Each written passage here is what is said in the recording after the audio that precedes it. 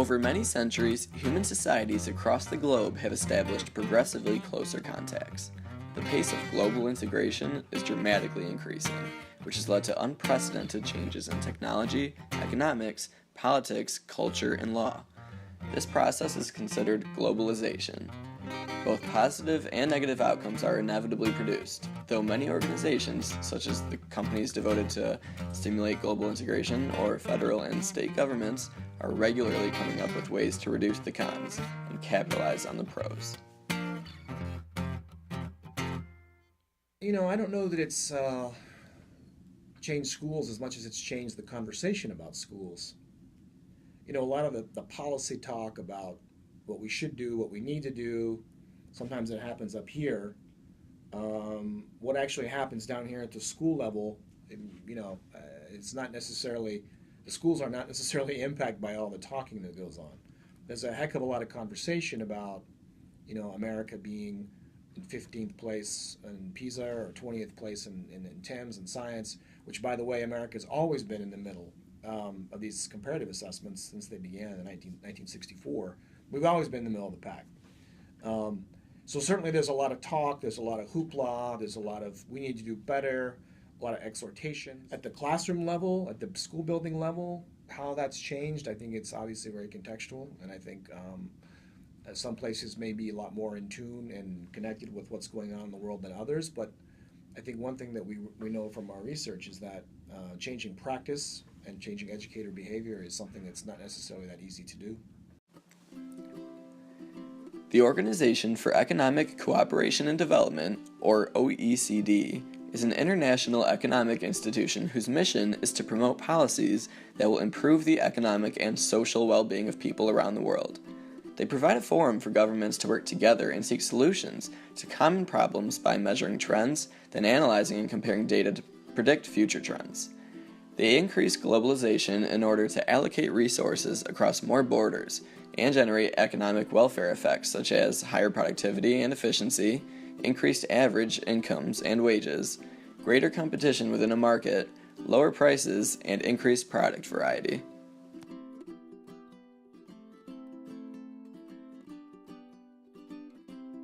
The global economy that's affecting every aspect of American life. I think globalization has affected the United States education system in a lot of ways, but one of the biggest concerns I have is it's changed a lot of the things that we do well. For example, we used to do a much better job with vocational education, those who would go into the trades for plumbing and electrical work and things like that. We're under so much pressure right now from the federal government influencing the states through Common Core state standards and other things to try and turn out students who will be chemistry majors and physics majors and go on to become doctors and things like that, that we've neglected our students who are really good with their hands and good in vocational tech and vocational skills. In addition, it's forced us to really look at testing all the time, and again, I blame the federal government. Keep in mind that in other nations, it's their top students who undergo an awful lot of that testing and then are, I don't want to say weeded out, but then sent to colleges and some of the best universities, whereby a lot of their students who are more mechanically inclined or more inclined with their hands don't have to take a lot of the tests that we as United States schools are judging ourselves against. So when you look at U.S. scores versus the test scores of other nations, keep in mind that they're only testing their college-bound students. We test everybody, including special education students. Globalization has had a tremendous impact on educational issues in the United States, and the K-12 system in particular.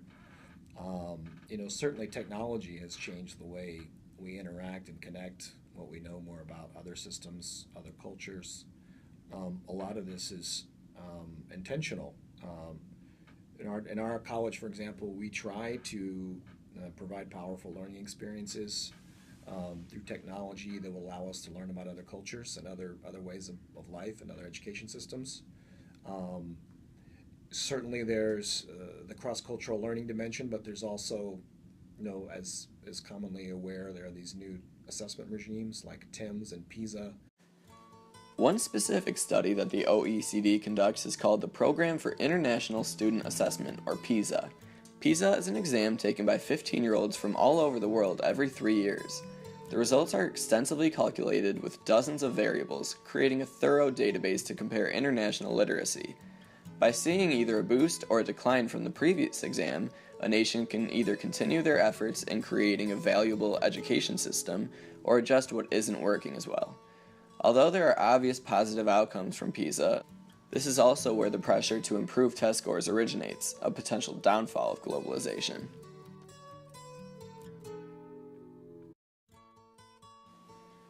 Michigan faced this pressure from our federal government when an assembly known as the Common Core Standards was introduced in 2010.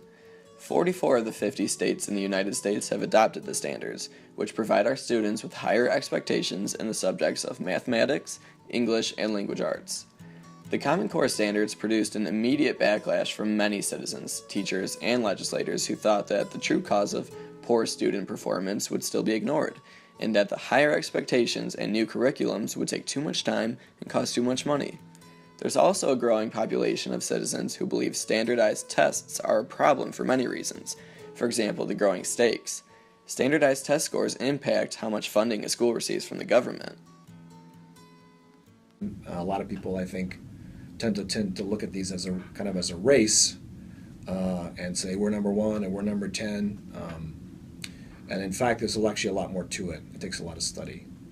So, I think that's, in terms of globalization, I mean, we hear, what I would say is, we hear domestic education policy in the U.S., people make claims for changes or propose changes based on these international assessments.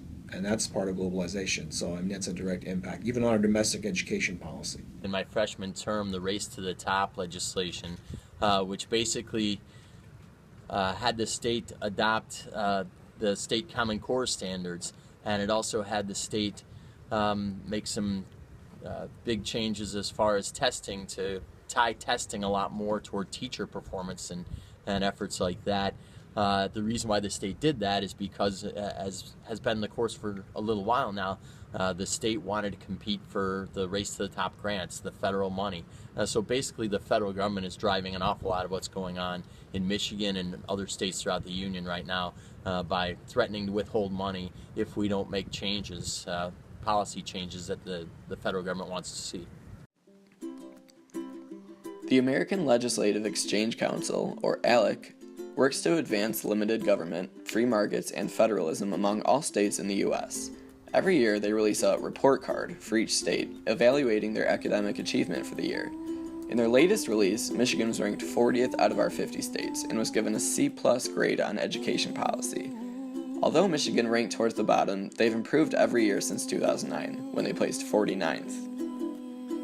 Some people argued for the introduction of Common Core state standards because their argument was it would help us catch up to other countries. And one of the rationales was, yes, if we have this, then we will have improvement in educational outcomes.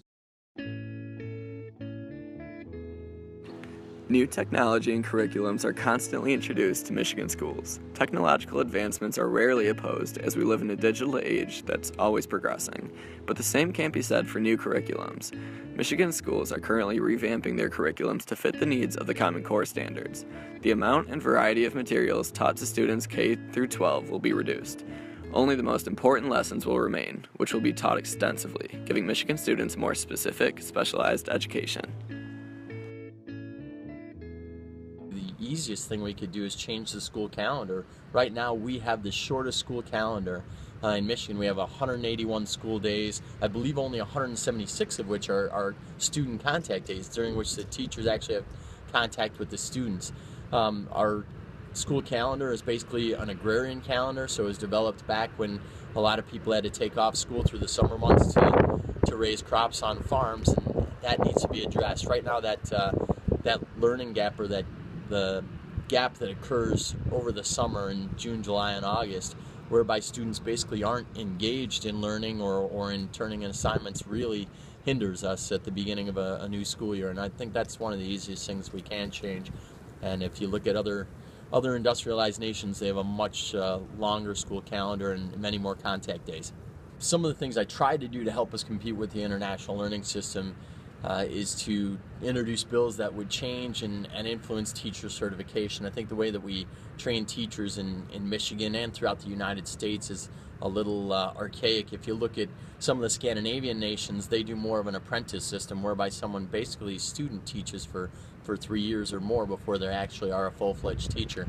In Michigan and throughout the U.S., you can student teach for basically 3 or 4 months before you get a certificate and can be put on the job.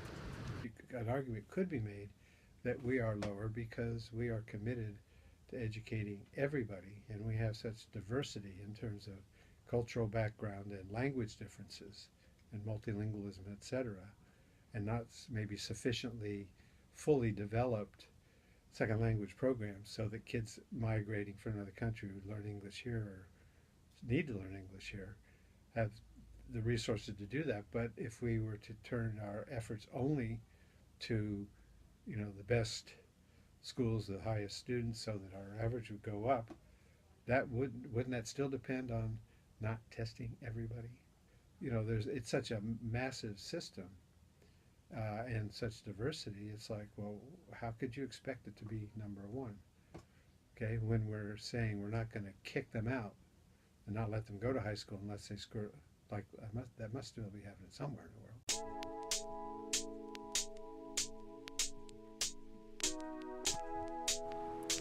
Although globalization is inevitable, its outcomes can't always be presumed. Michigan's education ranking is steadily improving, a feat few states can claim. So far, the pressure on Michigan's education system from the federal government due to the increasing emphasis on global academic rankings has enhanced Michigan schools.